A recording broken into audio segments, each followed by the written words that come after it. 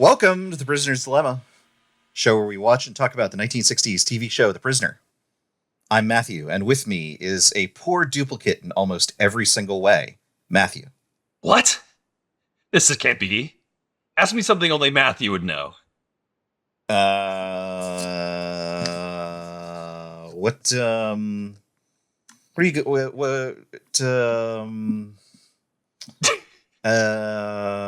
what do you like for breakfast? You know I got that big bowl of cereal in me. That's wrong. Oh no! What do I like for breakfast? Pancakes. Yeah, flapjacks specifically. Get it right. Pancakes just stacked with citrus. Yeah. With just a lemon on each one. Mm-hmm. Just an entire lemon. Served like a crepe, honestly. Gooped, just super gooped on there. We love the goop here when we're Matthews. No butter. Absolutely no butter. I actually regularly, like just this last week, I met yet another Matthew who's in like roughly the same field as us. There's so many of us. You could be a Matthew, Brendan. It's true. It could be. Oh, by the way, he's Brendan. I'm Matthew. If this is your first episode, what a wild choice. Welcome to the show. Yeah, welcome. Please go listen to the first episode. Because I'm not going to explain what The Prisoner is. This week, we watched The Schizoid Man. Matthew, how are you? I'm doing all right. How are you, Brendan? How do you like the time change? I'm well rested. Good. And full of energy, full of vim. And excited to dig in. To talk about this episode. Do you like that? I sort of added episode and schizoid into episode. I do think it's funny that we are watching or talking about this episode this week because when we're recording this, right, the time change just happened. And oh my God, Prisoner Man also lost time. Whoa! Except we gained time. So it doesn't really work. But I did have that thought this morning. I had a lot of thoughts this morning. Oh, yeah? Yeah. Like what? I thought about how psychics are real. And that I don't need to interrogate that any further. That mind reading is just a reality of the world that I don't need to examine any further. Yeah. Uh-huh. I mean, we've been pretty clearly sci-fi for a while now. It is maybe a surprise on a first watch that we're just okay with psychics being real. But it was the 60s, you know? Nobody knew better. Well, I think there's a difference between the bad guys have secret technology that they have that allows them to do unscrupulous things to people. Sure. But the idea that just your random beautiful lady. Your beautiful lady of the week, yeah. Your beautiful lady can just establish a mind link with you. Yes. And knows your every thought most of the time. 73% of the time. 73% of the time. Such that you'll probably win a contest. That's a fact that I don't grapple with.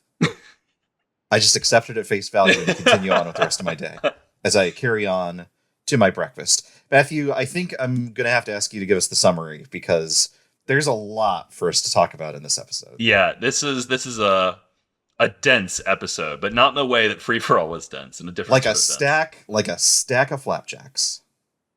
We open with number 6 helping a number 24, aka Allison, with her mind-reading act and photography. In the process, she bruises his nail. That night, a new number 2 has number 6 kidnapped and brainwashed to be left-handed and alter various other preferences of his over an unclear amount of time. Number 6 awakens to what he thinks is the next morning in a new apartment with a new look, and everyone calling him number 12. Number 2 summons him to his office, where we learn that the village wardens are trying a new ploy, where they try to convince 6 that he's 12, while 12 pretends to be 6. Though, of course, 2 is just trying to convince 6 he is 12. Number 6 and 12 clash over a series of physical and mental contests to establish who is the true number 6. Finally, number 6 calls in Allison to do her mind-reading act, only for her to betray him, like most women in The Prisoner. That night, number 6 remembers what was done to him and quickly undoes weeks of programming. He confronts number 12 and gets him to reveal the password, Schizoid Man, and his true name, Curtis. Rover confronts 6 and 12, appearing confused when they both have the password, but kills 12 when he runs. Seeing his chance, number 6 now pretends to be number 12 to escape. He gets close, but standing before the helicopter out, number 2 asks him to deliver his regards to Susan, Curtis's wife. The helicopter departs only to return to the village and to reveal that Susan has been dead for a year. Jeez. Yeah. What does schizoid mean? I don't actually know. I would assume it's the same root word as schizophrenic or schizophrenia. British English Dictionary says 1. Yes. Denotes a personality disorder characterized by lack of close friendships with other people and more than usual self-absorption. 2, informally, characterized by or showing conflicting or contradictory attitudes, ideas. Interesting. I mean, that's certainly relevant to number 6. I think that's obvious. He says that he's got a very strong sense of identity. Yep. What does that mean? So there's this other line in here where number 2 says that number 6 is very protective of his territory. Sure. And my read on actually a lot of this episode is that it's all about number 6's protectiveness of things he sees as his, which the village wardens are intentionally manipulating to get him to accept that he's number 6. Yeah. I probably there's so much that I want to say, but probably should just save it for as we encounter it within the episode. Probably. What are your impressions right away? When we first started the call, you said you've been wanting to talk about this one as much as Free for All. Yeah, totally. To me, this is the most sad episode of The Prisoners, at least so Interesting. So I've seen the show before, and I had a vague recollection that this episode existed. I was not prepared for what a banger it is. It's really good. Yep, all this early run is so strong. It's crazy. There are a couple of small changes that I think I would have liked them to have made in order to turn it into a perfect episode, but interesting. Alas. Okay, interesting. Well, I'm really looking forward to hearing what those changes are. I guess we can sort of get to them as we get to them. Well, first of all, incredible performances. Yeah, true. All throughout the episode. I think this might be one of our best number 2s. It's true. Yeah, I mean, he's really good. Yeah. I would also say that, I mean, honestly, we talk about him every week, but like, this is a real show of Patrick McGoohan's subtlety in acting. Totally. You can tell which character he is. I mean, they put him in different jackets, but purely from like the affect that he takes on. This is very funny in that we just recorded our bonus episode on Danger Man. And one of my takeaways from watching Danger Man was, I like it when McGoohan is playing a spy who has to pretend to be someone else. Yep. And lo and behold, what do I get? But an episode where he's playing 2 different characters the entire time. Yep. Yeah, it's really fun. Both of whom are convincingly number 6, but very different number 6s. Oh, yeah. Yeah. It's like number 12's number 6 is like if you were reading his file and you had watched like the very first episode and then Free for All, how you would like take number 6. Sure. Maybe a little bit more than that, because you have to get like the pleasant, charismatic version of number 6 that he puts on every so often. Well, what was the other thing that I said, right? Was that I was like, oh, I can see why you cast Patrick McGoohan as the villain. Yep. Suddenly it all clicks together. And so now you have this debonair, charming, civil villain menacing our baby boy. Yeah, true. Should we just jump into it? How are we feeling? Do some more stuff at the top? Let's jump into the very beginning, because we have to talk about... We have to talk about it. Yeah. We have to talk about number 24, a.k.a. Allison, a.k.a. Jane Moreau, which is Jane Josephine Merowski, who's still alive. She's been in Danger Man, The Avengers, and done a bunch of British and American TV work. And apparently she's friends with number 6. One surprising thing. 2 surprising things, she's psychic. Okay, first of all, Jane Merrow is in Lion in Winter, one of my favorite movies. Oh, cool. Delight to see her here. Does a really, really good job throughout the episode. There's a very grounding element, which I think is really, really good. Mm-hmm.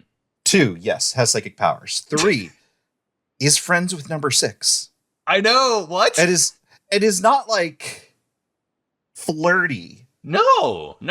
This is very just friends. Yeah, does not have the weird, like, put upon flirtatiousness that we have seen in The Prisoner, or Nope. even the double entendre Mm. ness that we see in Danger Man. Yep. These two are deeply comfortable with one another, have clearly just been like hanging out, Yeah, and for have been weeks at apparently least. doing this for a period of time. Yeah. Yeah. I mean, they This talk about rules. like five in the last 5 sessions, which means they've done at least like 5 hangs like this. Yeah.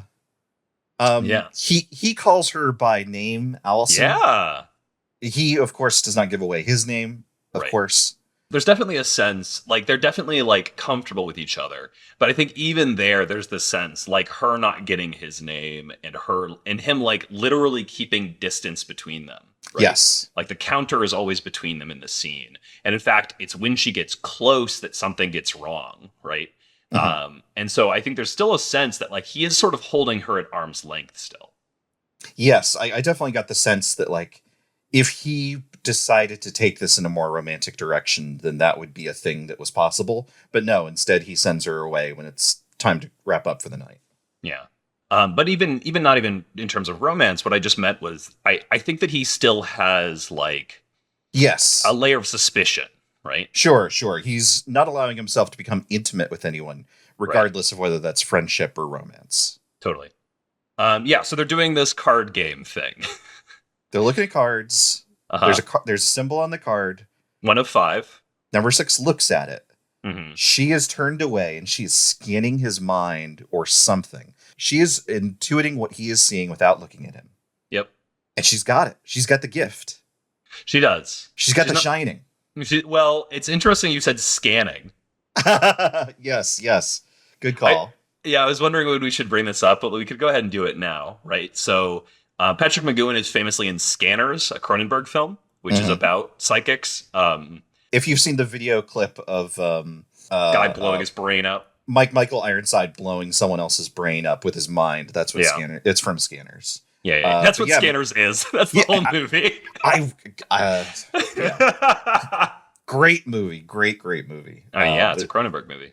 But yeah, McGoohan is the villain. Sort of. No, sort of the villain. He's the quack doctor who has sort of like set everything in motion. Yes. Yeah. To me, that's a villain. But yeah, that's fair. Sure. He's more like the impetus for everything else. Sure. Yeah. Real Matthew hates all doctors. Yeah, exactly. Famously, including myself. No, it's fine. Like my grandma says, I'm not the kind of doctor who helps people. Anyway. Yeah, so it's interesting. I don't think there's really anything to that connection except that Patrick McGoohan's in both and that they're psychics. There was a tweet about Cronenberg and McGoohan this past week. Yeah, you shared it with me about how McGoohan was a nightmare on set and made somebody cry. Yeah, here, let me find it. If you scroll up through our messages, I bet you'll get it. Yeah. This is from the Criterion channel on Twitter. One of Cronenberg's inspirations is about Scanners.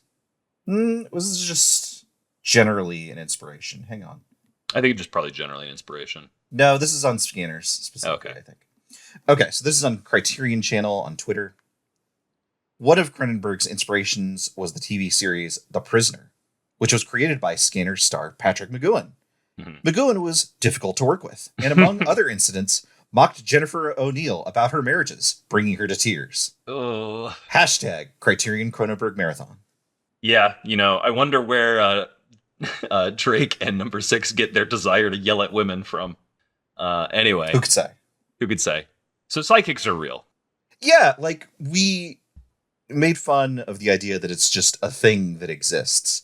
But I have to stress, number one skeptic in the entire world, our boy Number 6, just believes that this is a thing that is possible. Yeah. Even if it is just possible for Allison, it is just a thing that is there that is well, hang on. Yep. What is she doing this for? She's doing this for the Village Festival. She's doing this for a talent show of some kind? Yes. Is she in, like, I'm going to demonstrate my talent at mind reading? Or is she entering a mind reading competition? It's a mind reading competition. Because specifically we know that basically the way they've set up this Village Festival is that they have some number of different tracks of different competitions that are going to be happening during the festival. Right. And she's entered the photography one. And she's entered everything but, what was it? Pole vaulting. But she might do that one too. Which is a great little bit. It's a good characterization moment for Allison. Okay, so there are multiple people in the village that at least believe that they can read minds. This is not surprising. Is the village kidnapping psychics? I think so. Or are they turning people into psychics? That's a good question. They do a lot of like dropping that bed light over onto people's brains and screwing up their cerebrums. They do, but I think that the way that I think we're supposed to read psychic ability in this episode is that it is like an innately human ability, which is in contrast to the sort of cold science, the perverted science of the village. Sure. I think that is a sensible thing to do, although that calls into question, can all people that are friends but not intimates of one another read one another's minds? I think, Patrick McGoohan, who, I'm taking the lines that we get number 6 having here is the closest thing we have to truth in this episode. It says that it's a gift. So to me, I think that this is, a world in which there are psychics. Occasionally there are people who are born with psychic abilities. If they don't go to Xavier's School for Gifted Youngsters, then the village picks them up. Right. And weaponizes them. Right. As they have a want to do with other sorts of people with talents. Right. To redirect comets into the moon so that only the mutants on Asteroid M will live on in prosperity. Exactly. Yeah. I didn't want to reveal it at this point, but number 1 is Magneto. Man, Magneto rules. Can you just imagine if like every time a number 2 gets a call on the big red phone, it's Magneto on the other end? Oh man. Ants! Oh Jesus. Did you ever play X-Men Legends, the co-op brawler? No. So in X-Men Legends, you can just break stuff apart, like barrels or boxes, but also like benches and potted plants and stuff like that. Yeah. And there's little gold coins in all of it. Yeah, of course. And so the meta plot that me and my friends figured out is that Professor X has lost all of his X gold and he's just sending out his gifted children to get all of his gold back. No, my millions, said Xavier. Oh, God, he's such a tool. Yeah. Childhood is when you idolize Xavier. Adulthood is when you realize that Magneto was right all along. Magneto was right, and Professor X is a jerk. We should do an X-Men pod. Yeah, someday. Okay. We should get out of this first scene. God, it's been so long. Okay, so let's just go ahead and jump to that night we have the controller, because I want to talk about this controller. This controller was a big surprise. Yeah, do you recognize him? His name is Earl Cameron. Yes. He was, I should say, so this episode was written by Terrence Feely. Yep. And it was directed by Pat Jackson. Pat Jackson directed a number of the episodes, including A, B, and C, which we've already seen. Yep. He worked with McGoohan a bunch. He directed him first in a movie called High Tide at Noon, a movie which apparently left theaters after 2 days. It did so badly. That's a shame. But also directed this movie called Virgin Island, which had Sidney Poitier in it, where he met Earl Cameron for the first time. Nice. Yeah. Earl Cameron is a crazy get for this bit part. Mm-hmm. He has like 2 lines. He has like 2 lines, and one of them is racist. This is what I was alluding to in the end of the last bonus episode. Uh-huh. So, right, he's a Bermudian actor. He was one of the first black stars of the British film industry. Partially because his Bermudian accent kind of read like an American accent to Brits. So it was easier for him to get work than black British folks. He was in Thunderball. Oh. Yeah. He's like the Bahamian spy master or something in Thunderball. Gotcha. He was in Doctor Who. He's one of the first black astronauts on TV, like ever depicted on TV. He was the second ever black actor in Doctor Who, but the first one got lost because BBC did this fun thing where they kept on re-recording over Doctor Who footage from the first couple seasons because they were like, nobody's going to want this bullshit. And they were right. Yeah, exactly. No way that Disney is going to give us $1 billion to put this on Disney Plus in the future. Mm-hmm. He was in Inception. What? Yeah, he was in Inception. This was his last major acting credit. He's the old man in that scene where there's all the people lined up to dream together. Oh, yeah. He's the one who says, "They come to be woken up." That's crazy. I was just thinking about that scene. Right?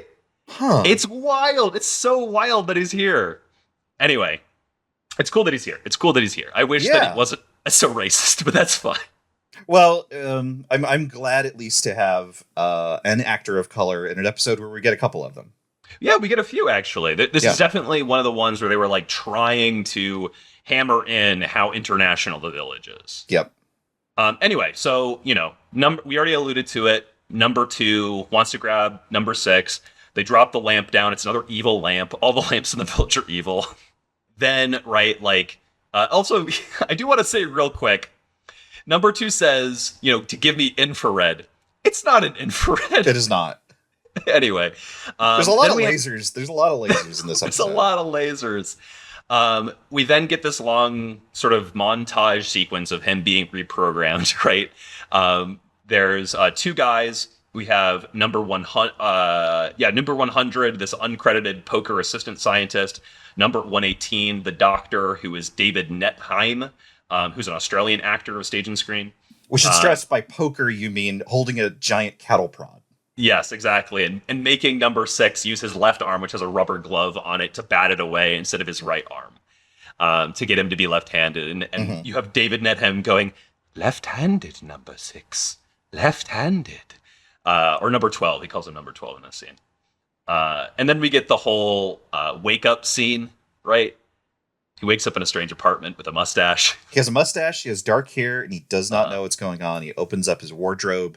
There is a jacket there with the pin that says number 12. Yep. You asked before about what changes I would make in order to make this episode perfect. Yeah, please. I think the entire sequence of having him knocked out and unconvincingly reprogrammed, I would just completely do away with that. I think having him go to sleep with number 2, and the supervisor looking at him would, if it just faded to black and then he woke up and he had a mustache and he didn't know what was going on, would read a lot more. I think that would be a lot stronger. Yeah, I think that's fair. I think that's definitely fair. Sure. Interestingly, in the script, this was way extended. Great. Yeah, we got a lot more of this scene happening here. We get them teaching him to black Russian cigarettes and stuff like that. And it's explicit as well that in the script it takes a month, which is interesting because it's never explicit how much time has actually passed. Though it is interesting that it's supposed to be February 10th or February 9th when he goes to sleep, and it's February 10th the next day, right? I think they jumbled that. They think they screwed that up real bad because there's no way the weather would be the same a month later. Oh, I meant because it's February the 10th when he goes to sleep, and it's February the 10th when he wakes up. Oh, because the night before, right, you turn the calendar thing over so that when you wake up, it's the right day. Got it. Anyway, that's just, back in the day, Brendan, we didn't have this modern confluence that we have now with the ability for the calendar to tell us what time it is. I love Confluence. Uh-huh. I love Atlassian Jira. Uh-huh. I'm going to update my tickets. Sounds great. He gets a call, and number 2 says, "Number 12, you're here. Thank goodness. Please join me for breakfast." Right. So it's here that we get our second actor of color. Yeah. Just a completely number 12, incidental. please. Yeah. There's a guy who's wearing a turban. The script calls him an Indian. Great. To me, he reads more like a Sikh, yes. But I'm not sure. Yeah. And he calls him number 12. Mm-hmm. He then meets a lady who's pushing a wheelchair. She also calls him number 12. Notably, the fellow is not credited whatsoever. Yeah. Which is a shame. And yet the lady was born in Pakistan. Yes. And confusingly also has the last name Cameron. Yes. Gay Cameron. Number 36. Yeah, born in Lahore, Pakistan. Lahore's fun because it's one of the places where one of the first computer viruses comes from. So I always remember Lahore, Pakistan. I had no idea. Yeah, it's pretty fun. Anyway, there's this interesting little exchange here, right? Because Patrick McGoohan did not respond to the first guy. But when number 36 says, number 12, it's nice to meet you, he says, why do you call me number 12? Right? And she responds, well, that's what you were called the last time I saw you. Right. Which is kind of interesting, right? Because number 2 acts as if number 12 just got here via plane. Like yesterday or something. Yes. So there's this sort of... Go ahead. As if he has arrived here for a specific purpose. Yeah. And so it's sort of weird that, like, this lady would say, oh, well, you know, the last time I saw you, you were number 12 as well. Doesn't really work. I mean, obviously this is all fake, right? This is all the village wardens telling the villagers, like, okay, everybody, number 6 is going to look weird and he's going to have a mustache. Call him number 12. It's crucial. And we pretend as if he's been number 12 forever. So I wonder to what extent her being confronted like this is her not having been prepped for, like, what do I say if he does confront me, and her just, like, coming up with something. Yeah. Not clear. She's probably killed after this scene. Yeah, probably. Yeah. Immediately as she rounds the corner, the person in the wheelchair, like, turns around with a gun and shoots her. But now we can talk about number 12, or number 2 and number 6, which 2 and 6 together. Oh, no, that's interesting. That makes 12. That's right. 6 plus 2 is 12. Yep. Arrives. Butler's here. Shows him in. I love that the butler. I love that the butler is on one side of an automatic door. Opens the second set of doors that exist solely to lead the way to the third set of automatic doors. Yes, and he does this nice little hand thing, like, yes, hello. I love Angelo. Yeah, let's talk about number 2. He's great. Let's talk about him. Number 2 here is played by Anton Rogers. He is one of the most natural, I think, number 2s that we have seen so far. Definitely. And perhaps part of why I enjoy his performance so much is that so much of what we see is him running a con, gaslighting the hell out of number 6. Yes, it's great. Where he is acting as if they have worked together for a very long time in secret services of some sort. And, you know, so this is, we are meant to take, I think, that he and the other number 12. We just call him Curtis. I don't know if it's easiest. Sure. The number 2 and Curtis, who is the duplicate of number 6. Yeah. Seem to have worked together for a very long time and know each other as intimates, in addition to having been coworkers. Yes. And so greets him with the familiarity of someone that you are friends and coworkers with, referring to past jobs, referring to old habits in a very casual and easygoing way. We used to call you Flapjack Charlie. Which is the Charlie for Curtis? Come on. British people are so strange. I don't know. I don't understand. Yeah, my big question for you here, Brendan, is how much of this do you think is real? Like, how much of this is actually number 2 in Curtis's history that he's just, like, drawing on here for this performance with 6? I have no idea. It is difficult to... Okay, let's extrapolate.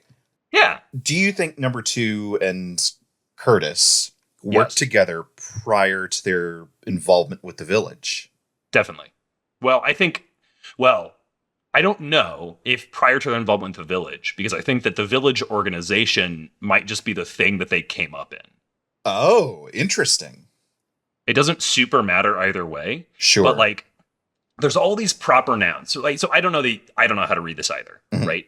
I think at least some of it is true, just because later, before number 2 catches on that 6 is pretending to be Curtis, he does interact with him in a very similar manner. Right. And so I do think at least some of this is true. I think that, like, Curtis really does have this wife, right? Susan. Is it Susan? I already forgot. But I don't know how much else is true, because we get all kinds of little tantalizing, interesting tidbits here. I don't know if you noted them, but, like, number 2 mentions, like, a job from the Black File or something like that. As, like, a cool proper noun sort of, like, thing, right? Yeah.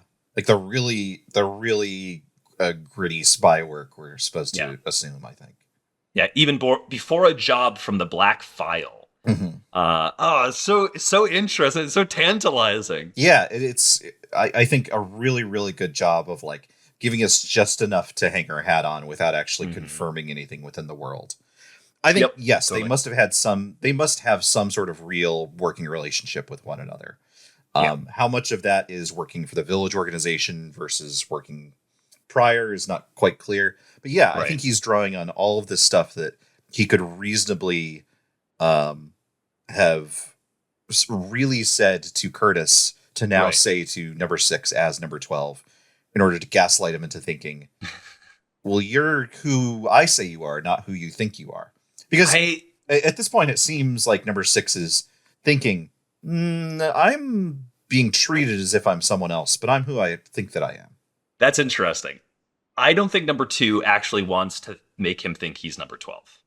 That's not how I read Sure. anything in this episode. I don't think it's actually about convincing him he's number 12. Well, so there's the plan, right? There's the plan I get as written out on screen. Mhm. That's sort of what I'm referring to. Sure. So But the but plan, the plan is actually just in service of the goal. yes. The plan seems to be making this person think they're not who they think they are. But the Yes. goal seems to be you are who you think you are, and that person is number 6.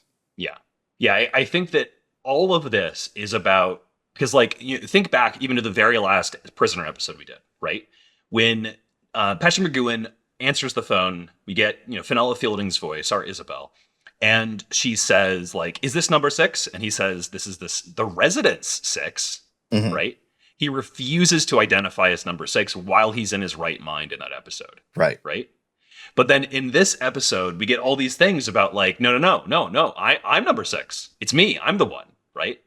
And that changes even a little bit from the start of the episode. Like at the start of the episode, we get him saying like, I shan't need reminding I am your number 6. Yeah, Right? there's a line just a few, like a minute previous, where he says Right. like, "I am who you call number 6." Allow me. You're now officially number 6.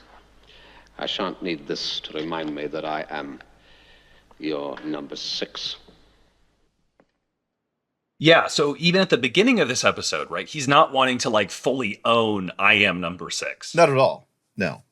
And so I think that all of this is about threatening his identity in a way so that he'll shore up his defenses of that identity, such that he'll just take on, hey, I'm number 6. Right. And we should say, to make it crystal clear, number 6, not who he was before he was abducted by the village. Correct. That, right? Yeah, because there's a way to read everything that is happening here as, we're going to make him think he's not who he was before when he had this other life, when he had all of these skills, which is what made him appealing in the first place. No. Right. What we want him to do is go, no, I'm number 6. I'm the weird troublemaker here in the village. Yeah. To take on the role. Right. And this is really interesting because if we look at the end of the episode and we look at the things that are supposed to occur after this episode, like A, B, and C, it works, right? Even in the dream of A, B, and C, he's number 6. Right. He keeps on telling himself he's number 6. This is why I said earlier, this is so sad. It's the most insidious village plot that we've seen so far. This, I think, serves... there is an episode that comes later, a pretty significant episode that also involves this sort of deprogramming that I think this serves as a very, very good precursor to. Yeah. Anyway, it's a fun back and forth between them. Number 6 trying to figure out what the hell is happening here. Number 2 sort of being confused when number 12, he supposedly number 12 is acting like number 6 now. And then he's like, oh, you're just in character. You're so funny, Curtis. Yeah. It's funny that he never even calls him Curtis, though. No, certainly not. Everybody is just their numbers. Still. Yeah. Because he's such a professional. So then I think we can jump on, unless there's anything else in this scene that you had. I don't think so. So we can jump on to number 2 dropping off number 6 in number 6's residence. Right. So this, again, is a good spot. This reinforces, I think, what you were talking about in terms of protective of his space and trying to reinforce his identity as number 6 in the village, not what he was before, where they have changed things about his apartment, where a statue is there, but it's the wrong color, where something has been swapped out. It was it's gilt now, but it was silver previously. So they changed the material of it. Sure, yeah. But it's interesting, right? Like what they've done is they've changed the location of things, or they've changed the material of things. They haven't changed the structure of things. Sure. Right? Which I think is interesting and compelling in terms of what it's telling us about, like, what are they trying to do more broadly, right? They want number 6 as number 6. They want to retain the same structure. Mm-hmm. What they want to do is they want to swap out the material of number 6. Right. Because as you say, right, they want in body and soul, they want all his skills. They want the same guy, but what they want to do is to change that the material of which he is composed, so that now he can be loyal to them and working for them. For sure. Anyway, this is when we get our second Patrick McGoohan showing up.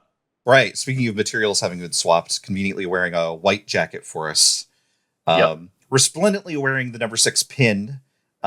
Seems, to all appearances, to be a member of the village who is bought in. Yes. Well, maybe not bought in. He's got that kind of like... he's got some swagger to him. Yeah. He has the pleasant charisma, the affect that number 6 will put on, like in the very first episode, talking with the number 2, where he's just like doing witty barbs back and forth and things like that, right? I think it's a step past that, if I'm being honest. He's got sort of he's a little bit more cavalier and less... That's definitely true. Sharp, I think, than even in those previous episodes. Even when he's speaking with Leo McKern, there's a reserve where he's got his defenses up and he's lashing out when he's speaking to number 2 in those bits. This is a number 6 who has his guard down, who is utterly confident of his surroundings. That's definitely true. And like, this is part I was talking about like McGoohan doing such a good job of like differentiating these two characters, right? Like, we as the audience who've been paying attention can totally see this in this moment and go, oh, that's not number 6. Right? Absolutely not. And yet he seems to operate in a way that is convincing that number 6 might be able to operate. Yeah. Let's start. No, go ahead. There's one other thing I want to say in this scene, which is about Patrick McGoohan's body double, Frank Marr. Yes, please. So Frank Marr is the stunt double for Patrick McGoohan. He was the stunt man in both Danger Man and The Prisoner. He's had like some bit parts in Superman 2 and stuff. He's completely uncredited throughout the entire series, which is a real shame. Yeah, that's right. Because anytime they're filming and they have the two of them talking with one of them with the back to the other one, that's Frank Marr, right? He's in this episode constantly. The only time when he's not in the episode, when he's being one of the two of them, is when they do the composite shots, right? Where they very carefully position them in such a way they can split the screens. Yes. I listened to the director's commentary, and he talked through how Jack Lowen, the camera operator, either, I don't know if he came up with this or had heard about it and knew how to deploy it, but I was really, really impressed with how they put it all together. I would have thought that it was all spliced together, but no. Oh. What they actually do is they mask half of the tape so that's clever. When they are filming, they can put it on top. Right. They are actually only filming that half of the tape. And then when they are done with that shot, they rewind it to exactly the frame, mask the other half, and then shoot the other half of the frame. Oh, that's clever. You can see the split when they go to the recreational hall pretty clearly, but there's obviously no green screen or anything like that, and they are not doing physical alterations to the tape itself. They are actually just filming on the exact same physical piece of film twice. They had guards positioned at the camera and at the lights whenever they went to lunch, so that they could guarantee absolutely no changes took place. That's really cool. That's actually very similar to some of the camera work stuff that they do in Sapphire and Steel. Have you ever heard of Sapphire and Steel? Only through you. For the audience, it's another show from around this era. It's a really, really fun science fiction, science fantasy sort of show. It similarly has kind of a spy vibe, but like spies for like a weird sort of supernatural order, sort of enforcing order over time. It's a really fun watch. That's the practical behind the scenes of how they got two McGoohans on screen. Mm-hmm. Let's talk about this world where there's a duplicate McGoohan on screen. Uh-huh. Psychics, I can believe. Yes. Where where's this other guy from? I mean, I think what we're supposed to take this for I is that... I think there's 4 possibilities. Oh, please. I want to hear this. I want you to listen to what my ideas here are. Please, obviously. And then tell me what you think the most likely is. Okay, this is just like the milk quiz. This is not like the milk quiz at all. It's exactly like the milk quiz. Number 1, doppelganger. Mm. This is like how in the Flintstones, there's someone in the world that looks just exactly like Fred Flintstone out there. Yeah, of course. Number 2. Yes. Clone. Oh, that's interesting. Yeah. I feel like a liquid snake situation. I feel like this is just like earlier with within A, B, and C and them like my breed that they poisoned his water, right? I think that if they had the capacity to clone people, they couldn't resist showing us that in some respect. That's reasonable. Number 3, cyborg.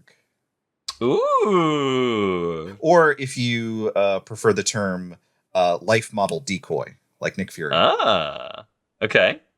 Okay, I'm going to finish listing these then. Or like android, I guess you could say. Like a robot that just looks like him. I think that's probably what I meant is android, not a cyborg. That's all right. Number 4, surgical alteration. Like Obi-Wan when he becomes his own assassin. Yep. Do you want me to answer now? Yes, I do. I think it's 1 and 4. Okay. Say more. I think what happened here, right? So like, obviously this is like unknowable. This is speculation in this zone, right? No, we're going to figure it out. Oh, okay. Sorry. No, I was wrong. This is a mystery with a known solution that we're going to solve. Why else do the podcast? Yeah, true. Right. So I think a lot of what number 2 was talking about with number 6 when he was acting like he was Curtis, right? Was drawing upon his real life experiences with Curtis. Right. Right. So my read is that Curtis is a real guy, and is number 12, or is acting as, number 6. Oh, this is so confusing with the numbers. He's being the doppelganger. He's white jacket number 6, right? Sure. And I think that he really did look a lot like Patrick McGoohan to begin with, right? But I think what they did is they then took that sort of base resemblance and they surgically altered him from there. Okay. So there's a bit when they cut, there's a bit in the script at least, that they cut out of them actually using electrolysis to remove the wrist that's on Patrick or the wrist, remove the mole. Oh, my wrist! They remove the mole that's supposed to be on number 6's wrist, right? So I could totally imagine them doing like similar things to that, or even like some minor plastic surgery to like make them look more identical. Sure. What do you think? Yeah, that's probably it. So I don't think it's robot, just because like we're gonna see the complexity of the computers they have. I think if it was a robot, then number 6 should not have been able to overpower him because he's not made of metal and his arms aren't as strong. We're gonna get to that for sure. Yeah. And then I don't think, what was the other one? Clone. Yeah. I think this is just too early for them to even be thinking about clones. I think you're probably right. It's also, okay, so you mentioned the recreation hall. So, oh my God. Fake number 6, Curtis, says, we're going to go to the recreation hall, obviously, for our little battle. And number 6 is like, what the fuck are you talking about? That's what he says, word for word. It's in the script. Check it out. And they go to the recreation hall, and it's just excuse me. No, finish what you're saying. Sorry. It's just it's just the local assembly hall. It is, although you can see the incredible carving over the door, over the church that this once was, with the placard that says recreational hall stuck over it. It's so silly. It's great. I love it. And it's just like a warehouse they're filming in that they've put up some like gym stuff in the background. It's good. It's really good. Really quick before we go there, what do? He lights a cigar. Yes. They're exchanging barbs and pleasantries back and forth. Yep. Drinking a scotch and having a smoke. I take it I'm supposed to go all fuzzy around the edges and run off into the distance screaming, "Who am I?" Probably have no idea. Would you like some ice? Thank you. I think it spoils it myself. Yes, I always keep it in that thermos bucket over there. You know, I never realized I had a freckle on the right-hand side of my nose. When they come to film my life story, you've got the part. Cigar? You'll have to learn to smoke it right-handed first. And you, how to light a cigar.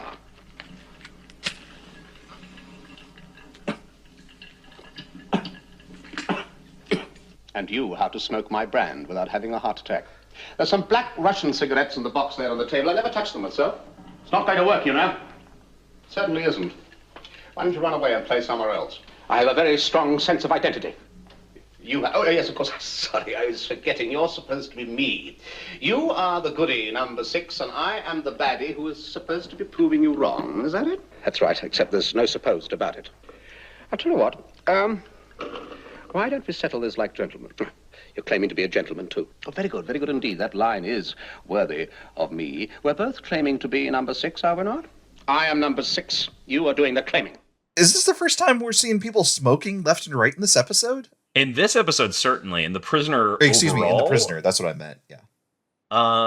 Maybe they were smoking in the bar scene? Maybe. There's a lot of smoking in this episode, and There is. it struck me as... It was interesting to see, okay, alcohol is not permitted, but you can smoke as much as you would like. Totally. Yeah.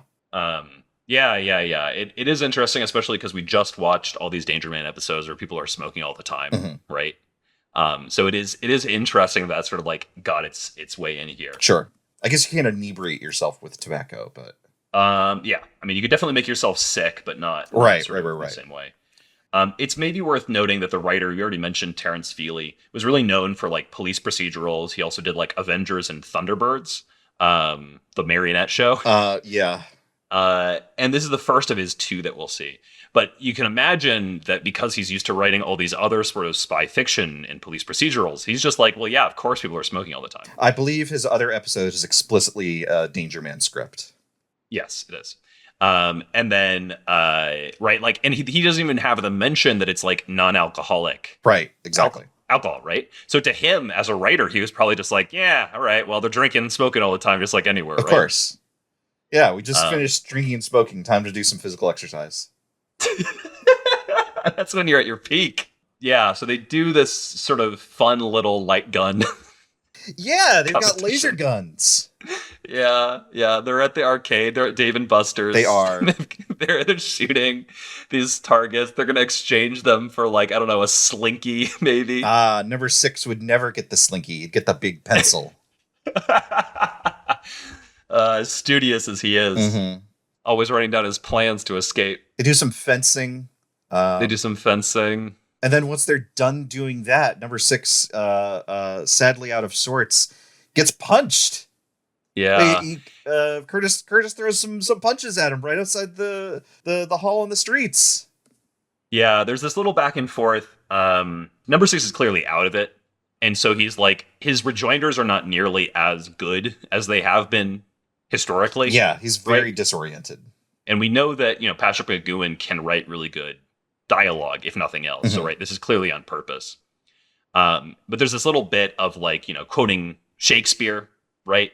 That number 2 comments on of like, wow, Curtis has sure done a good job. And this is when we get the extremely racist line from our controller going, in Haiti, we'd say he'd stolen his soul. Because you know how it is in Haiti. Where I'm clearly from. Where I'm obviously from. Right. Ugh. Yeah. Anyway. Obviously, McGoohan is also playing Curtis, the evil number 6 at this point, and is just doing such a bang-up job of being the worst version of himself, taunting and goading his other self for being such a poor duplicate. There's also notably, there's a cut bit in the script where they also have a rally race. Oh, great. Yeah. They get in 2 of those little buggies that they have in the village, and they like race around a track. It's great. That's so peculiar. Why on earth would they get rid of that? Why would they? Yeah, why would they not allow us to see the like Eurobeat edits that we could have made with that? Alas. Alas. There's still some good driving in this episode. There is. We'll get to it. It's also interesting in the script. They talk about like boxing, like how's your boxing, and in this, I'm sorry, in the episode, it's how's your boxing. In the script, it's how's your karate. To get rid of that. They also briefly have an aside here that suggests that number 6 was previously like on the Olympic team for Britain for fencing. I don't know if you caught that. I admit that I did not. It is. Who knows? Olympic level athletes seem to show up in the village nonstop. That's what I'm saying. Yeah. They grab Olympic athletes. They grab psychics. Those are the 2 people they want. And lots of old people. And so many old people. It's like you said in the other episode. It's a retirement community. Curtis says, it's sound agricultural stuff, but it would hardly have you got my place in the Olympics team. Of course. So he's memorized his file to say that he was on the Olympics team. Yeah. It's just so silly. Anyway. Rover shows up. He's just a big dog. He's just a big dog. He's so confused. Curtis even has a fun line here where he says, like, it must be confusing for it, right? Not knowing which of us is which is really interesting. Because this is kind of giving, you can read it as this is giving 6 the spark of the idea that he's going to use to like defeat Curtis later. Right. Maybe. Maybe. It's depending how you read it. But it is interesting that Curtis would even say this because it's like not really relevant to the plan, right? Because like typically what he would want to do, right? It's the plan, there's different levels of the plan as we've discussed. But at the base level, he would want to be saying like, no, I'm number 6. So like, why should Rover be confused? Obviously, Rover should know that like you're the fake because you're the one working for the Wardens. Right. This is again, Curtis pretending to be the true number 6. But he doesn't in this moment, which I read as him just being too in character. I think it is probably both him being too in character, but it is also part of the transition we get as Rover sort of steers them over to number 2s, and suddenly he, not number 6, is seized upon as the fake. Yes. Yeah, he's grabbed by 2 goons. Some real textbook goonery, right? They're not even credited, which is a real shame. We get some later goon credits at least. They look like real Popeye villains. They do. It's also interesting to me that they reuse numbers in this scene within the same episode. It's number 256 and number 100. Number 256 is a nurse that we'll see later. But it's just funny because they're just like, they're so nothing side characters. I guess, so presumably they just only had those pins. Yeah, it's just probably the easiest ones they had on hand. Right.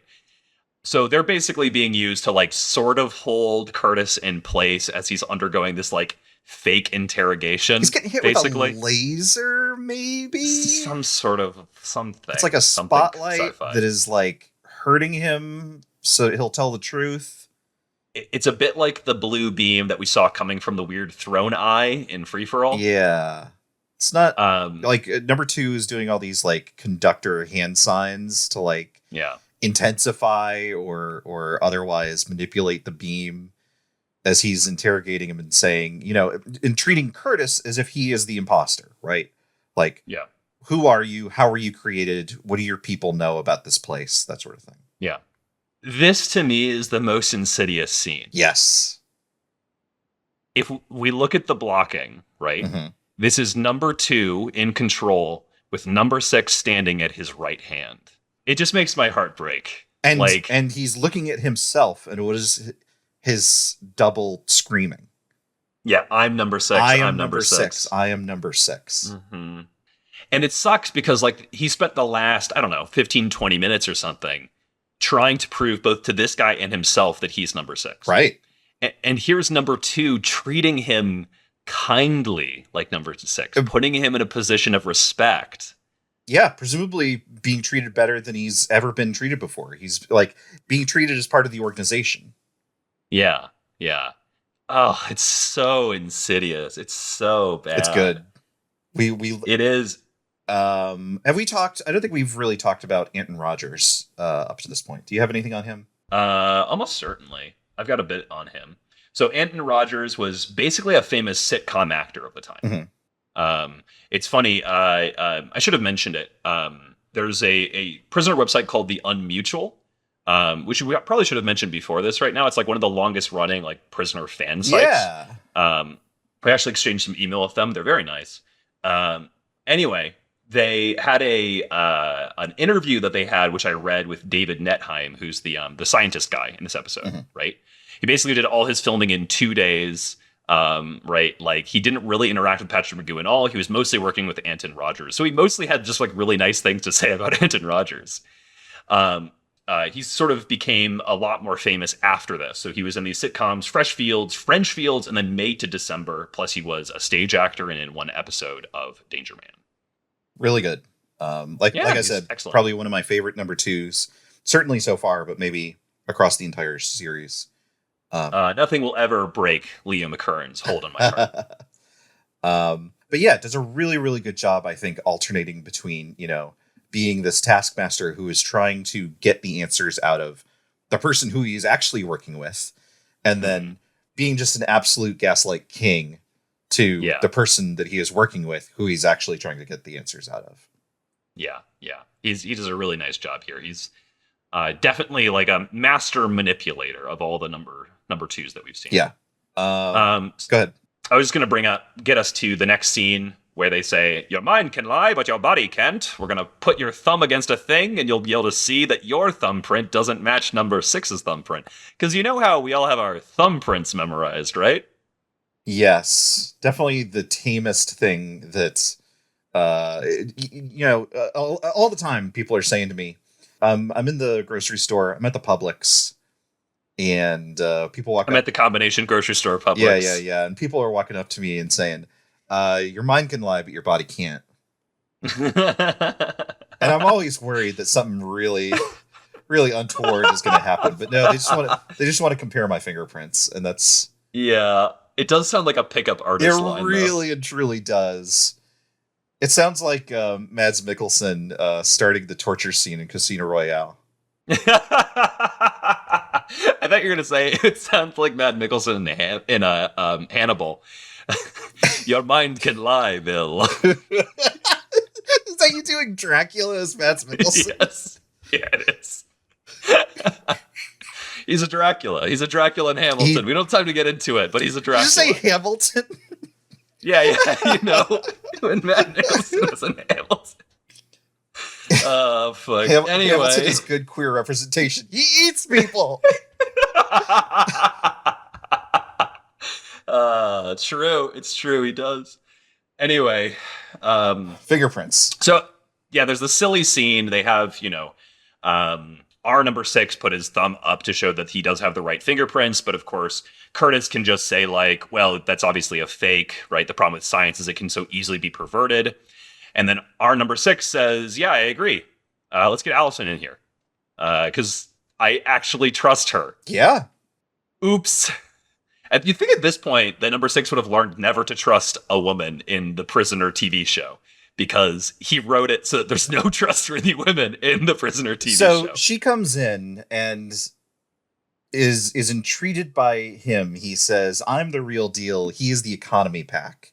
I need you to read my mind and tell me what cards I'm looking at in order to prove that I am who I'm saying that I am. And presumably what happens here is she is actually able to read his mind and then Curtis's mind. Mm-hmm. Maybe? Is that how you read it? But then, I don't know.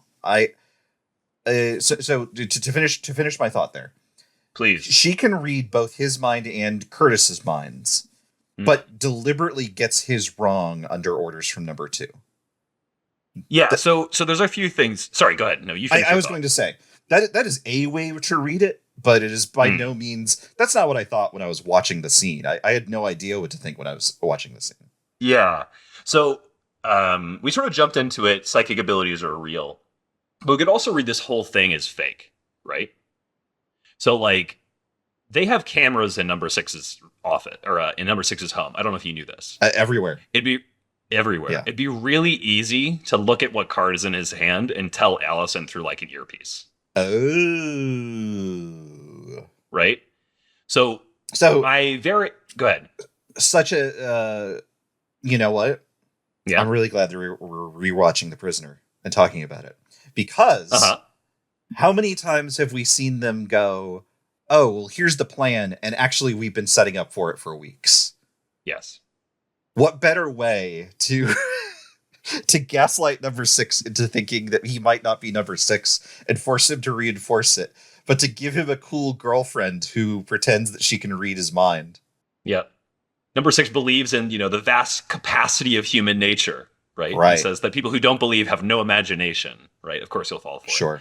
So my very first time watching, that's what I thought was happening, right? I did not buy that Allison was actually psychic. I thought that, okay, this is all just manipulation by the village. Mm-hmm. Stagecraft. This time I actually, it's all stagecraft. Yeah, exactly.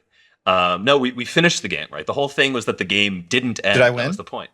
You did win. Thank you. That is important. What do I win? You won my respect. Brendan is making faces, dear listener. He's not sure how he feels about it. Anyway, this time watching it, I was willing to believe that she might actually be psychic, or that they have at least some kind of connection of some sort, right? It doesn't really matter here. And you're right, we don't really need to know what happens here to know that she's clearly betraying him in this moment, right? Right. She even gets the first one right, which suggests you might be right that actually she couldn't stop herself from just saying the right thing the first time. Right. In the script, it's notable that there's a scene that they cut between Allison and number 2, where number 2 praises Allison on her memory. Ooh, so she's just memorizing the order of the cards. Well, or at least the order of the cards for the double. Right. Okay. So again, right? It could be any of these. It could be that there's a genuine psychic connection with just number 6. It could be she could read any minds. Or that she could just be guessing. Yes. When she's reading his. Yes. And that 1 out of 5 really is correct.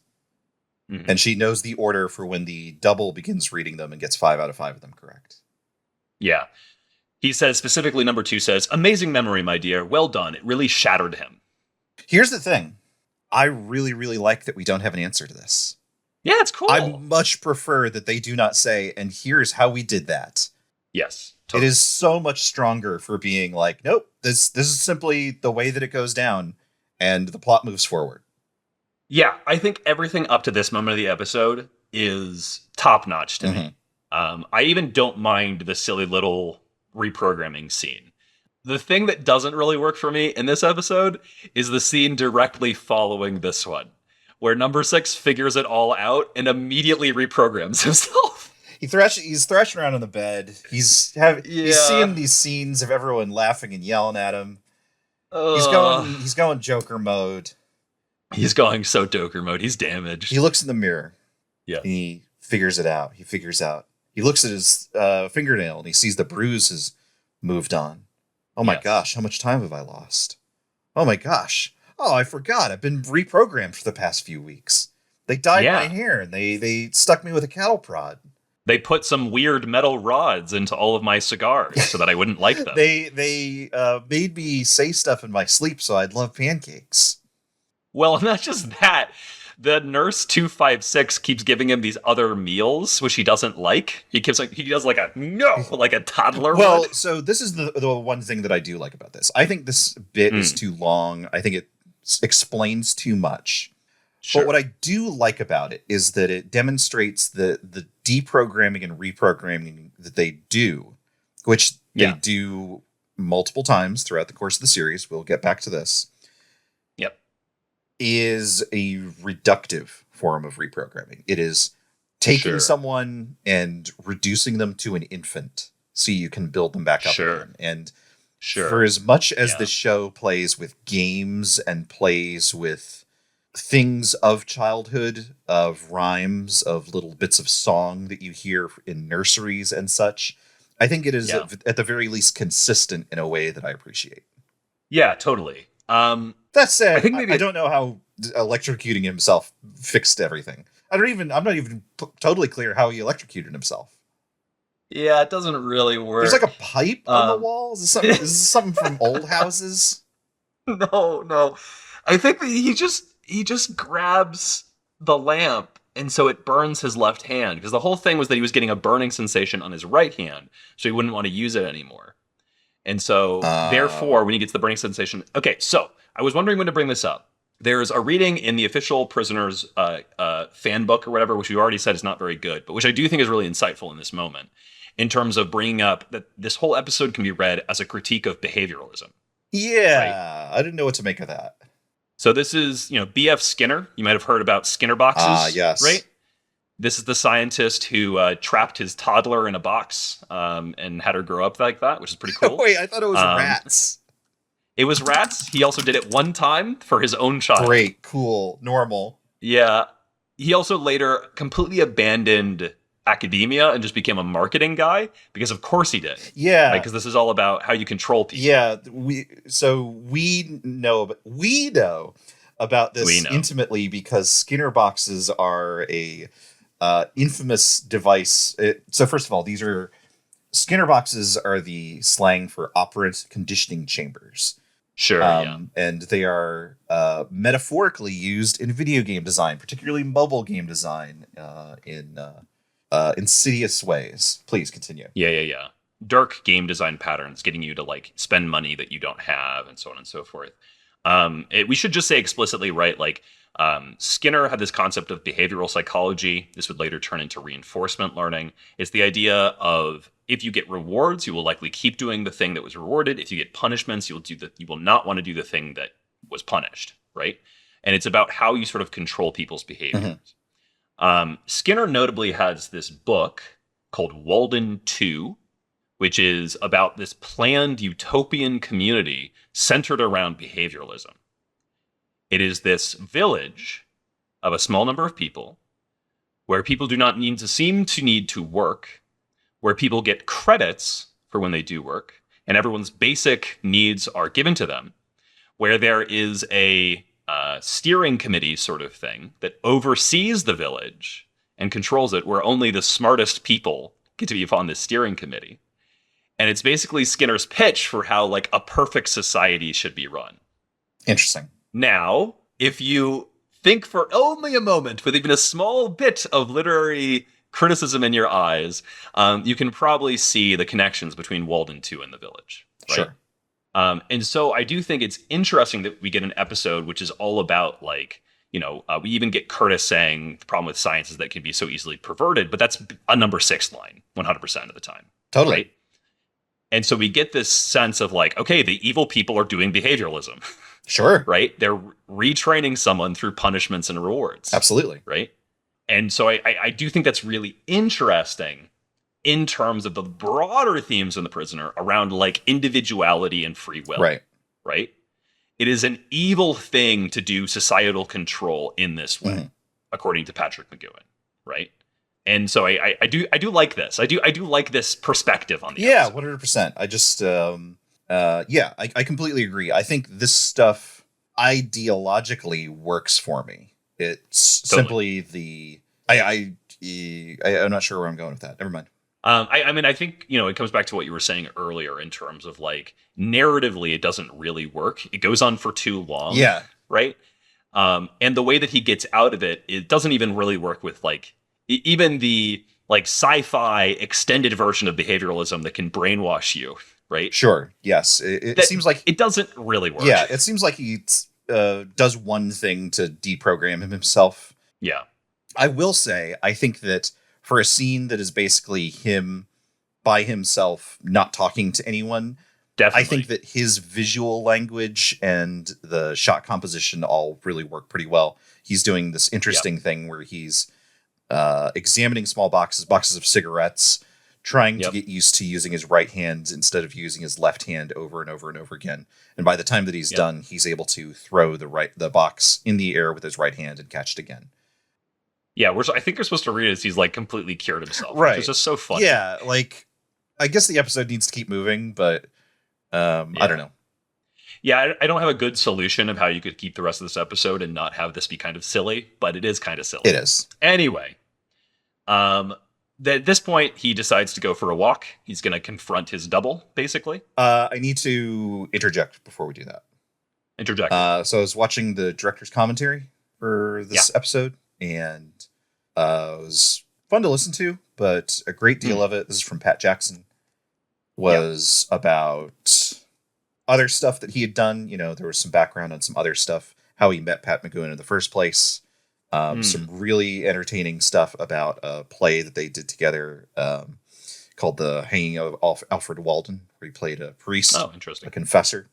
But about this point in the commentary, he was doing some sort of shoot, and he started in on this story that took pretty much the rest of the episode. Oh, really? Where he said he was on a shoot, and he said, I'd gotten to know a member of the cast who came up to me one day and said, Pat, I've had the most extraordinary trip on LSD. And Pat Jackson said, well, it's quite dangerous, isn't it? And the person said, well, I had it done under medical supervision. It was quite amazing. You should really try it out sometime. And he talks about how he basically went to this place that this person pointed him to and does a dose and a half of LSD and relives his birth and then the horrors of being an infant in World War I. What? Okay. Thank you for bringing this to my attention, Brendan. Yeah, it's great. That is pretty good.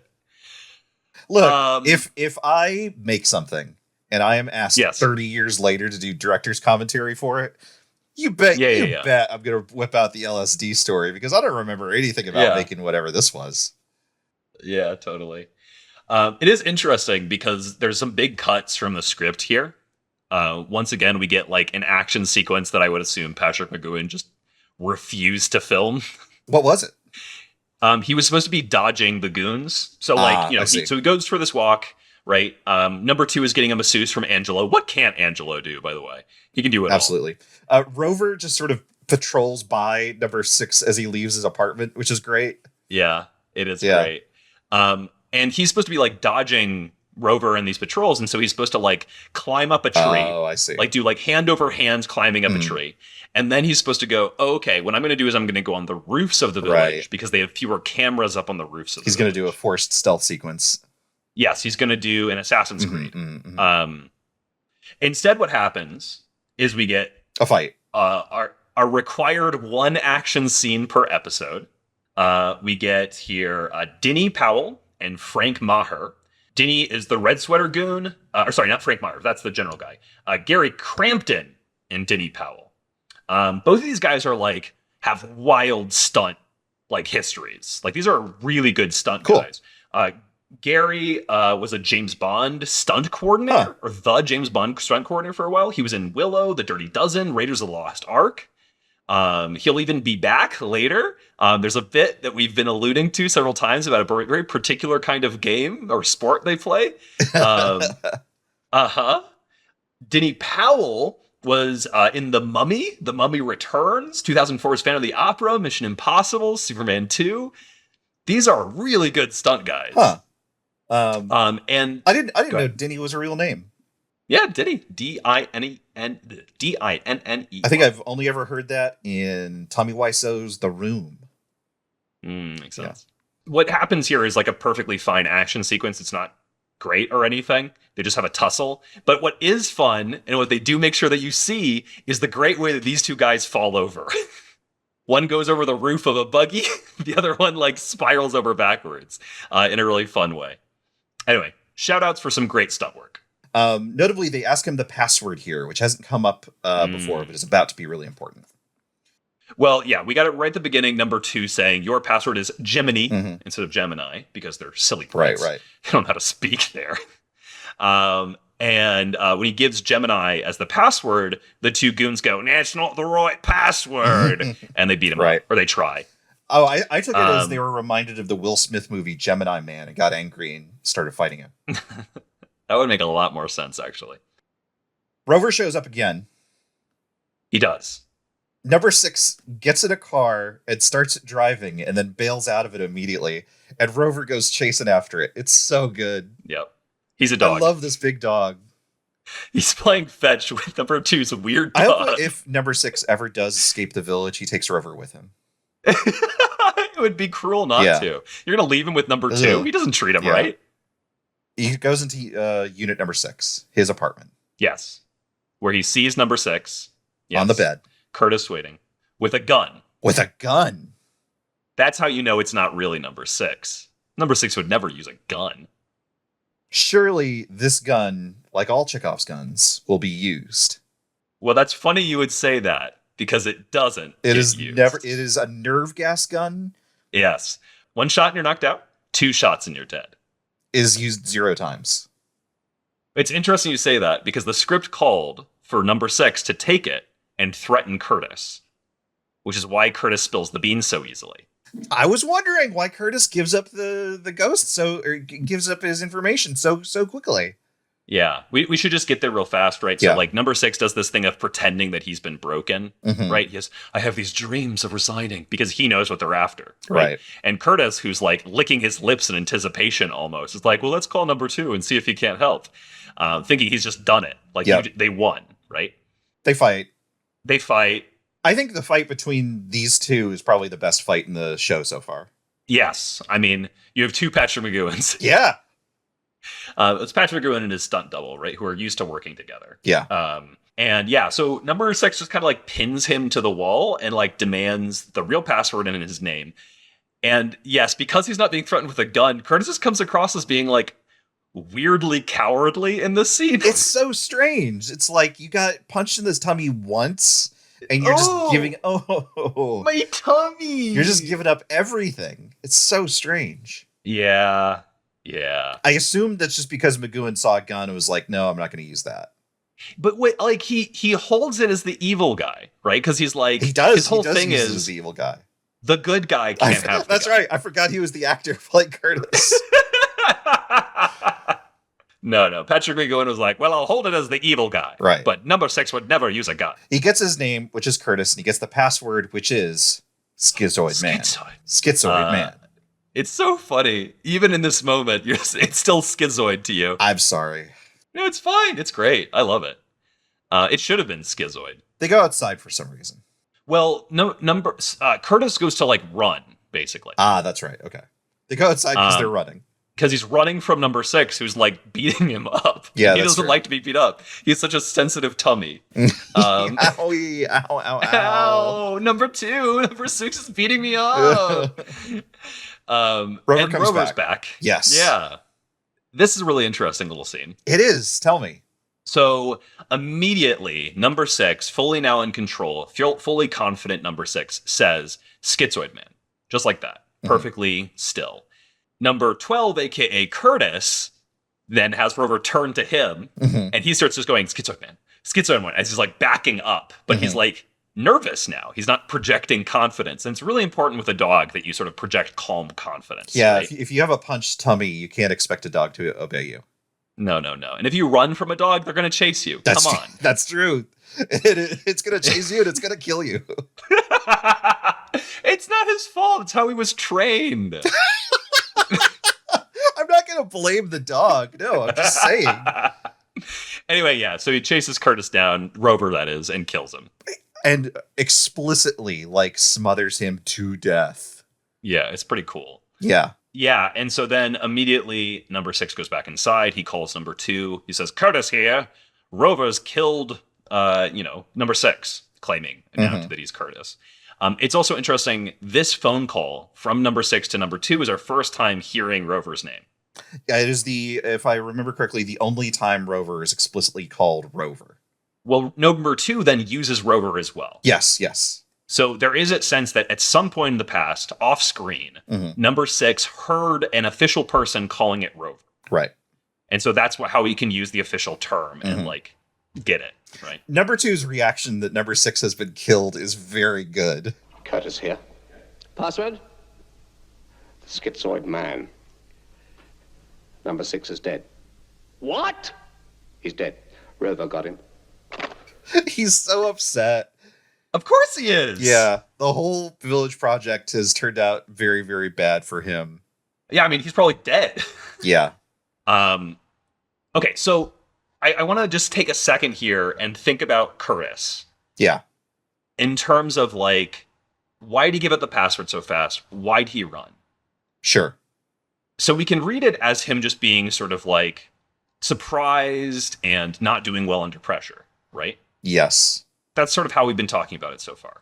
He did, for someone who presumably is really new to the village, seem unperturbed by Rover when he first encountered him in the street. Mm-hmm. So this big, absurd white ball is not a surprise, although it is intimidating. Sure, yeah. But there's a number of other ways you could read this. Sure. Right? So we know number 12 has fairly recently lost his wife. Yes. Curtis has recently lost his wife. A wife who is so near and dear to him that he has a photo of her still in his wallet. Right. We see this when number 6 is going through Curtis's stuff to take on his identity to try to escape. Yeah, so I have 2 readings. Okay. Reading 1. Curtis is the greatest wife guy of all time. He's so despondent that his wife is dead that he basically takes on what is essentially a suicide mission here. Sure. Okay. That number 12, Curtis, was always supposed to die. Number 6 was supposed to win here. Uh-huh. And that's part of why he gives up so easily when it goes wrong. Sure. This is maybe giving the village wardens too much credit in terms of the setup, because I do think it goes wrong, and I do think they're surprised when it goes wrong. Sure. Okay. What is your other reading? My other reading is that Curtis just screws up the moment that he gives the password in his name. That number 6 is, like a caged beast sort of ferocity is such that he gives up his name and his rank, or his name and his password, just like that. Or almost as if he's used to taking orders from number 6 or something, which wouldn't that be weird? Leo McKern saying, is that an order number 6 floating on the breeze? Maybe. But regardless, as soon as he gives off his name and his password, he knows he's cooked. He knows he's basically dead at that point. They're going to kill him because he screwed up the plan so much. And so from there, he's genuinely trying to escape Rover because his only chance is fleeing the village in this moment. And so Rover latches onto, hey, this guy's escaping. I'm going to kill this guy. Right. I think I read it differently in that I think he, and this might be justification simply because of the oddity of giving up that information so easily, is that he gives that information up because he doesn't view it as that big a deal. Because he thinks he's got number 6 right where he wants him as part of how the job has been put together. That's interesting. And that he goes outside because he needs to reconnect with number 2 in order to get control of the situation again, but he's not worried about getting control of the situation. And it's not until Rover gets there that he realizes the danger that he's in. Sure, I could see that. Yeah. I could see that. But if he felt so in control, you could say, well, why doesn't he just grab the phone? Now, number 6 is maybe too close. I think he needs to put distance between him and number 6. Sure, that's fair. He is getting punched in the tummy so hard. Yeah. I think given everything that you've seen out of number 6 so far, if you're in Curtis's shoes, sure. Out of everything that you've seen out of number 6 so far, you have no reason to think that he is in complete control of his faculties, as if he's electrocuted himself and completely undone all of the programming. You might think, yes, he's having an episode, but he's still got a lot of problems, and you're going to be able to get one over on him as long as you can just put some distance and get the goons back together or something like that. Yeah, I can totally read that. I can totally see that. Yeah. I think what strikes me the most out of this is that we've seen Rover in a number of modes. Sure, yeah. Rover is called upon to just do patrols of the village, it seems like. Rover seems to, at this point, Rover and number 6 know who one another are. Oh, yeah, for sure. And and Rover is called upon to retrieve people when they're at sea, to mesmerize people, sometimes to pummel people. We've seen him pummel number 6 unconscious from time to time. What I think is noteworthy about this is that there is something that makes Rover go, oh, I need to kill that guy. And I think as we get later in the series and we start thinking about who is number 1, thinking about that's interesting. Why did Rover kill this particular person right at this moment? I think that's an interesting thing to keep in our minds. Yeah, that's a really good point. Thanks for bringing that up. Because I don't think it was number 2. I think I agree with you. Number 2's surprise is genuine. Yeah. I think the idea that anyone here got killed is a big surprise for him. Yeah, I mean, number 2 even says at the beginning of the next scene, we're still trying to discover why Rover killed number 6. Exactly. Right? They've got their technicians or their wizards or whatever. And I mean, those guys in the caves just staring at Rover. I think we can breeze through a lot of what happens from here to the end. Yeah, for sure. Because unfortunately, I think this is some of the weakest part of the episode. Yes, it is. It is. There's, I think, two big interesting things. I'm going to suggest, why don't we just like do the summary real fast, and then we can sort of like backtrack at the interesting stuff. Yeah. Does that sound reasonable? That makes sense. Number 2, number 6 have a little bit of a back and forth the next day. Number 2 now currently believing that number 6 is Curtis, but number 6 basically immediately shows his hand by not knowing where the orders came from. This then leads number 2 directing number 6, aka pretending to be Curtis, to go talk to Allison. They have a little bit of a back and forth where, again, number 6 can't help it. He reveals that he's number 6 now to Allison.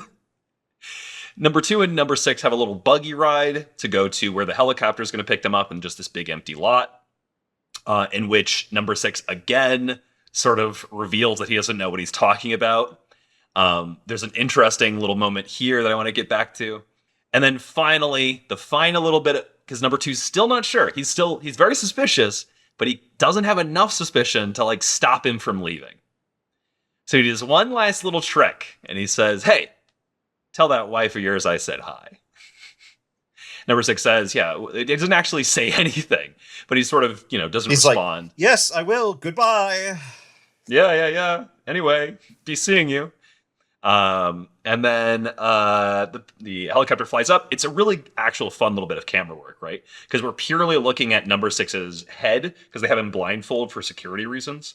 And so we don't get to see what's happening here. As far as we're concerned, it's just a helicopter ride, right? Right. It's not until we're landed back in the village that we see that he's just done a big circle. He gets unblinded, folded. Number 2 is just standing there, and he says, Susan died a year ago. And that's that. Bars, credits, it's done. It's done. Yeah, this is a very disappointing showing for number 6 here at the very end. Yes.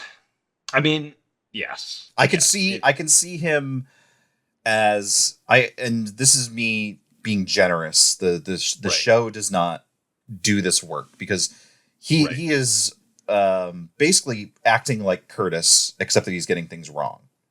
And so he's trying to play off these things that number 2 is saying, that's not how that went, or what are you talking about, et cetera, et cetera.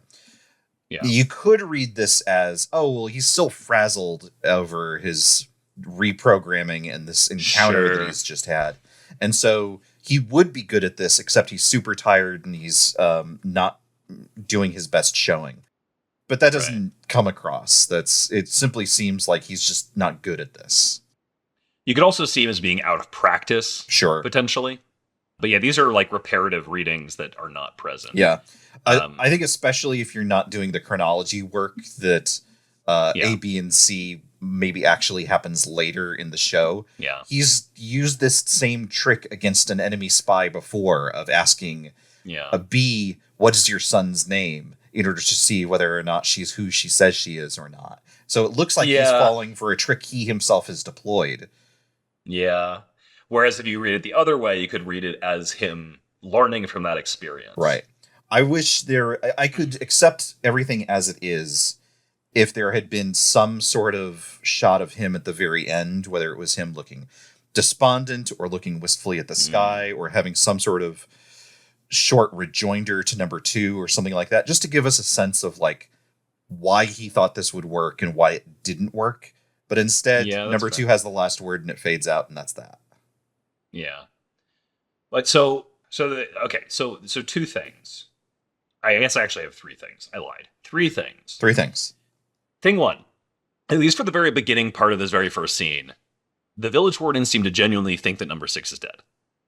I think so. I think the initial con works.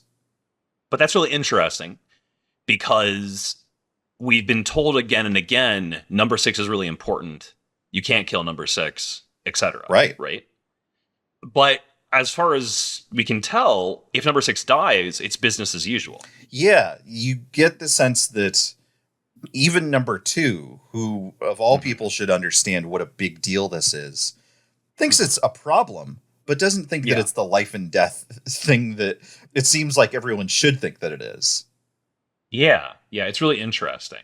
I think it does tell us a little bit about, right, we know this is a big organization. right? We know they have other plates spinning besides getting number 6 on side. Right. Right. And so they're just going to keep doing the next things, right? He even mentions like, okay, you're going to go do this and you're on to your next job, basically. Right. So that's thing 1. Thing 2, the general. The general. Number 2, on the way. On the buggy ride. So there's this, on the buggy ride. I think this buggy ride on the way there, on the way to the helicopter is kind of fun because it's kind of an inverse of the typical like number 6, number 2 thing. Sure. Right? Yes. There's a degree to which this is continuing the initial conversation that they had where number 2 was pretending that he was number 12 in that he is treating him amicably and revealing things about their past and the way that they operate that he would not otherwise reveal to number 6. Yes. And he's testing him in a way that like a number 6 typically tests a number 2 to like try to get information out of them. Right. Like the thing about like showing his little like mark in A, B, and C, for example. Mm-hmm. And so it is fun. Trying to get him to give something away. Yes. Well, and trying to confirm his suspicions. Right. So he mentions offhandedly, the general's not going to behead you. And we also get, earlier him saying, well, that I didn't come up with it. That's a weird thing to say, right? This wasn't my plan. Mm-hmm. And our very next episode, I don't know if you remember this, is the general. I do know that. And I just wanted to ping that because it's kind of interesting. And to call back to say, like, is this the same the general? When we get to next week's or 2 weeks from now's episode. Absolutely. Anyway, thing 3. Also, thing 3 and final thing, we are entering a part of the prisoner in which explicit escape attempts become increasingly rare. Like premeditated, planned escape attempts. Yeah, weird. It is very weird, right? And even in this episode is sort of the turning point for that, right? Yeah, there's a world in which number 6, when confronted with another number 6, might say, well, regardless of which of us is real, if we're both number 6, then we both want the same thing. So let's work together and try and get out of here. Sure. And yet that is not number 6's priority. Number 6's priority seems to be, I have to figure out who I am. And I have to defend my territory. I have to defend my territory. I'm number 6, damn it. Yeah. And so like this end bit here, I agree with you. It's a disappointing ending. Like all the juice kind of like fell out of the episode. It's sort of like a lengthy epilogue. We didn't even really mention it, but there's this whole bit about Allison apologizing to him for betraying him. I think so. There's 2 scenes with her. There's one where he goes to speak with her at her apartment where he's still pretending to be number 12. And then she speaks to him once again at the helipad in such a way that she seems to confirm that she knows he is who he says he knows. She knows. No. She knows. She knows that he is number 6. Right. I think that very last scene really works really well. That's the bit where she's saying, I betrayed him and I really wish that I hadn't. Yeah. That really does some good work. And it makes sense that we never see her again, but I really wish we had more Jane Marrow in this show. I think her as like his buddy around the village would have been a good thing for the show. Yeah, I don't know. It's good acting, but she's been good acting this whole time. Yes. Right? And we know she's been working for the village this whole time as well. Right. And so I have a hard time reading this apology as genuine, and it much more reads to me like setting up for the next con. Could be. Absolutely.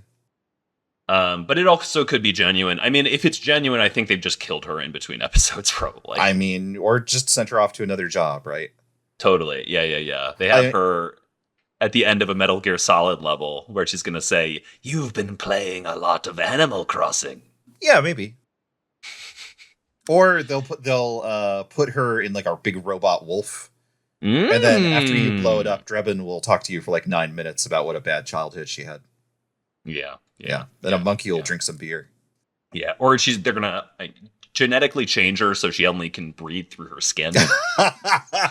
I love spy stuff. Boy, if you're here, hey, Hey, if you are here because you just watched The Prisoner and you don't know about Metal Gear Solid, you should watch Metal Gear Solid stuff because it's basically just like The Prisoner. It's practically identical. It's like snakes in a little town with all these weirdos. Amazing. No, That's why you're the best.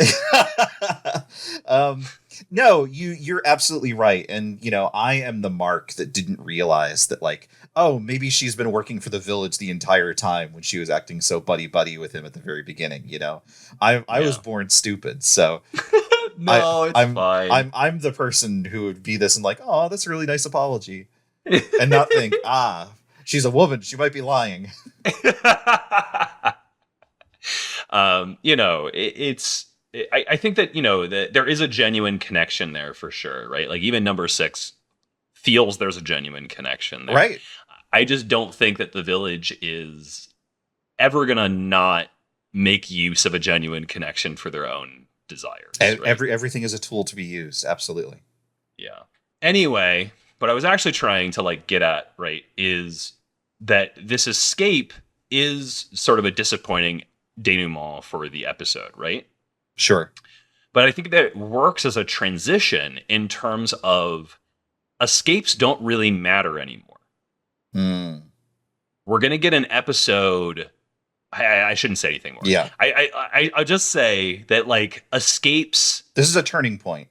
Yes. The stakes of the show have changed. Right. Right. We talked about it with A, B, and C, right? Like victory is not escape. Victory is getting to like retain, some decorum, some confidence, some sense of identity, right? To get one over on a number 2. Maybe you kill a number 2. Is this... So you said before, this is one of the saddest episodes. Yeah.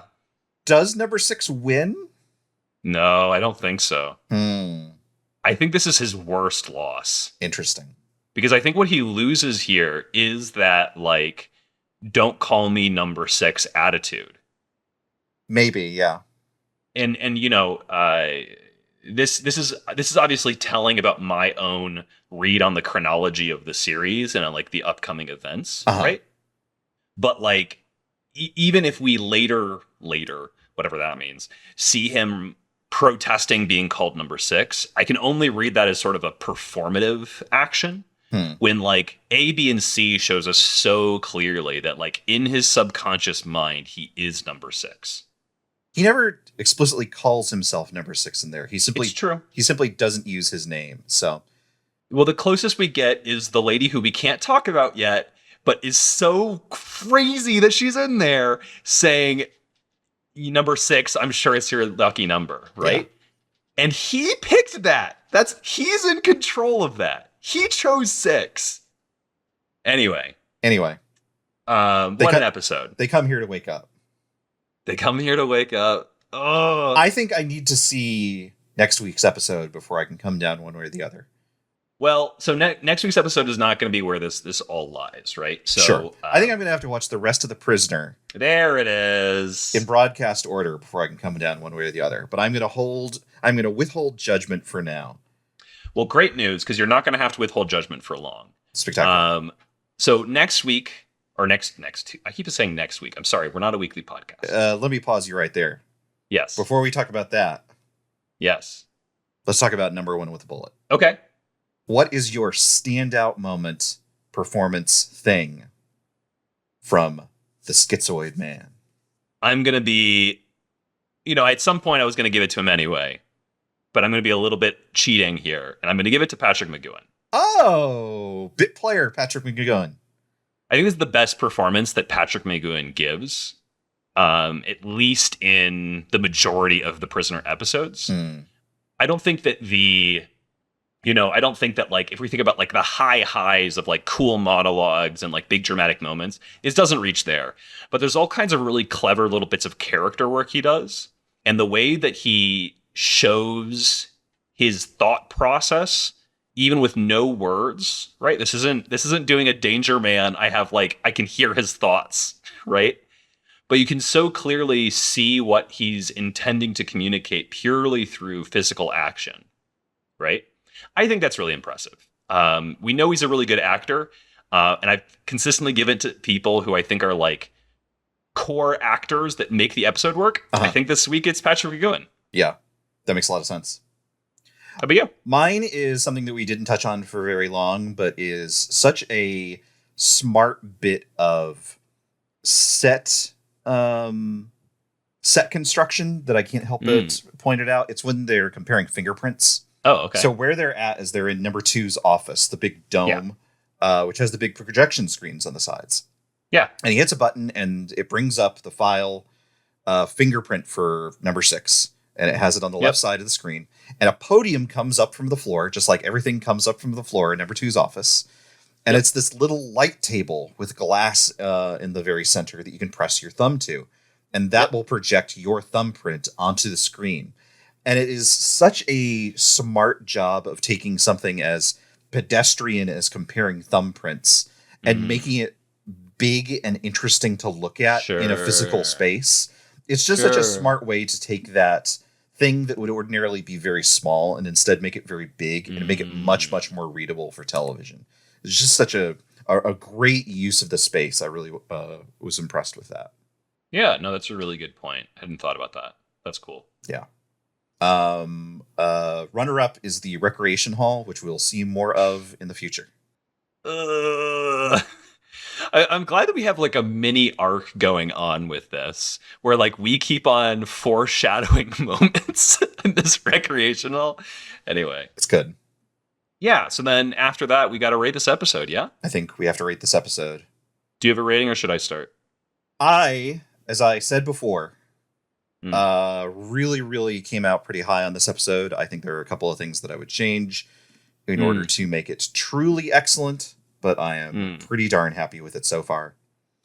I would give it 23 out of 24 minute and a half long helicopter rides.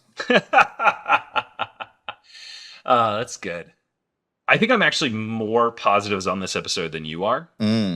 Obviously, this has a lot to do with my personal like interpretations and reading of The Prisoner as a whole work. Sure. Because I think that this episode is crucial to understanding the entirety of the series. Right. An important thing, least, I don't know if we've said this out loud on this show before, but I have no memory. It's just a blank wonderland in there. Just like an empty, like if you were making a video game and you just loaded up a blank level with no geometry. What's the thing in the Assassin's Creed thing? The big Animus? white space. Yeah, you've got the Animus in there. Yeah. If you don't know what video games are and you're listening to this podcast, I'm so sorry. You should play some video games. They're pretty good. They're all right. Some of them are okay. But Matthew does have a memory, and so he's able to remember things and knows why things are important or not. I don't. I have none of this. I experience every day as a newborn babe. And it is a slightly odd thing because like among our friend group, and we have a lot of mutual friends, I'm like the external memory for all of them. Right. Anyway. Yeah. Anyway, so you're higher on it than I am, and it's because you know of its importance. Well, again, and how I interpret things, at least in terms of like my read on Patrick McGoohan's emotional arc. Patrick McGoohan's emotional arc. Number 6 is I don't know. Yeah, you're reading last time. Because of that, I'm going to give it number 100, Blue Sweater Goon, out of number 118, The Doctor. I think it's really good. I think that his very active giving a rating to an episode is an act of defiance. Exactly. I'm going to put that speaker in the fridge, so help me. I think this is an episode we're going to keep on wanting to refer back to, at least for these next 3, which are almost like a mini arc, given this sort of last thing that we talked about. Excellent. Speaking of, yep, as you said, next time we are watching The General. Yeah, we already talked about The General a little bit. It came up in our A, B, and C episode, in fact. It is a very interesting episode. I look forward to digging into it with you. There's a lot. It's got a lot of ideas. We'll talk about that then. We'll talk about it later. For now, we'll talk about this. Thank you so much for listening. Yeah. If you've enjoyed this and our many other episodes, including our bonus episode on Danger Man, which was a lot of fun to record. If you haven't watched any Danger Man, you should listen to it anyway. If you haven't watched any Danger Man, you might want to give it a listen. You might want to watch an episode, but there are some episodes you can probably skip. If you don't know which ones they are, they might be the ones that made Patrick McGoohan quit the show. But to have that confirmed, you'll have to watch the episode, or you have to listen to the episode. If you are enjoying, consider sharing with a friend or leaving us a 5-star review on Apple Podcasts or Spotify or wherever it is that you are listening to this. It really does help. If you have a CD burned with all of these episodes, just draw 5 little stars with Sharpie marker on it. And leave it underneath a statue in your local park. Yeah. Our artwork was created by Cy F. Sweetman. Find his work at cyfsweetman.card.co. Our opening theme song was created by Devin Nelson. Find their work at devindecibel.bandcamp.com. Thank you to both Cy and Devin, because both of those things are really good. Yeah. Matthew, where can people find you online? You can find me on X, Twitter, Blue Sky, Mastodon, etc. Matthew Guzdial. I'm just not on Instagram, as we've previously established. Brendan, where can people find you? As the true Matthew, I am on Instagram. At _Sulcata. I'm also He says he has no memory, folks, and then he does a callback like that. It's been 2 hours. I have it written down. I write down everything that I hear and say to refer back to. I'm also on Twitter at _Sulcata. I'm on Blue Sky at BrendanMcLeod.com. You can find my blog at BrendanMcLeod.dev. You can find the show at the-prisoner The Prisoner Podcast. Nope, that's not it. The-prisoners-dilemma.com. Matthew, I'll be seeing you. Not if I see you first.